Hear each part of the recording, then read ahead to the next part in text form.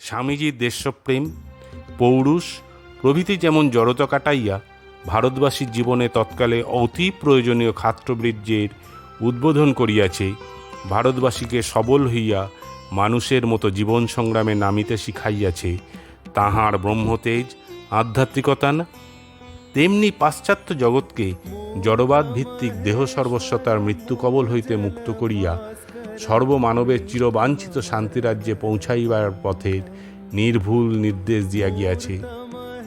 ধর্মের গ্লানি তখন শুধু ভারত নয়, জগৎ জুড়িয়া। একদিকে তখন যথার্থ ধর্মজীবন প্রায় সর্বত্রই দুর্লভ, ব্যক্তিগত দলগত স্বার্থসিদ্ধির জন্য ধর্মের অপপ্রয়োগ হইতেছে।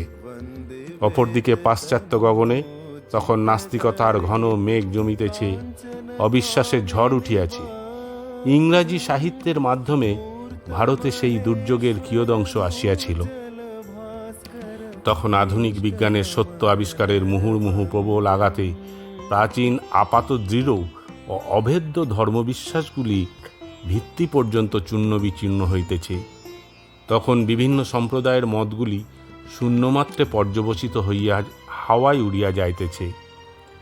যখন বিভিন্ন আধুনিক প্রত্নতত্ত্ব অনুসন্ধানের প্রবল মুষলাঘাত প্রাচীন বদ্ধমূল সংস্কারসমূহকে ভঙ্গুর কাঁচপাত্রের ন্যায় গুঁড়াইয়া ফেলিতেছে, যখন পাশ্চাত্য জগতে জ্ঞানীগণ ধর্ম সম্পর্কিত সমুদয় বিষয়কে ঘৃণা করিতে আরম্ভ করিয়াছেন, সেই সময় স্বামী বিবেকানন্দ শ্রীরামকৃষ্ণের জীবনে প্রতিফলিত ও নিজ অনুভূতির কষ্টিপাথরে সুপরীক্ষিত ভারতের উচ্চ আধ্যাত্মিকতার বাণীগুলি আধুনিক মনের গ্রহণোপযোগী ভাবে ও ভাষায় প্রচার করিয়া পাশ্চাত্য জগতের বিচারপ্রবণ মনে ধর্মবিশ্বাস আবার ফিরাইয়া আনিয়াছিলেন। ভারতীয় আধ্যাত্মিকতা সর্ববিধ যুক্তির সম্মুখে বুক ফুলাইয়া দাঁড়াইতে পারে। জয় ঠাকুর, জয় মা, জয় স্বামীজি।